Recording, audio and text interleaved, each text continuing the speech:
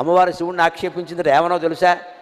నీకు కట్టుకుందుకు బట్టలు కూడా లేవు, సరిగ్గా దిగంబరుడుగా ఉంటావు, నేను కాబట్టి చేసుకున్నాను, నేను ఎవరు చేసుకుంటారు?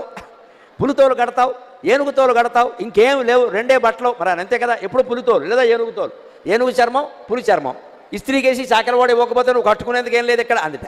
అంటే ఆయన అన్నట్ట, పులితోలు ఏనుగుతోలు రెండు దాచిపెట్టాయి, నేను ఏం కట్టుకుంటానో నీకు చూపిస్తాను అన్నట్ట. ఈవిడ కావాలనే పులితోలు ఏనుగుతోలు అయ్యవారికి దొరకకుండా చేసింది.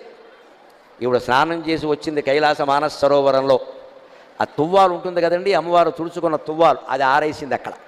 ఆయన వెంటనే దాన్ని ధరించాట వస్త్రంగా. అమ్మవారు స్నానం చేసి తుడుచుకున్న తువ్వాలని శివుడు ధరించాడు. అదేమిటి అంటే, ఇది అచ్చం పులితోలు ఏనుగుతోలు రెండు కలిపినట్టుగా ఉంది అన్నట్టు. ఎందుకని?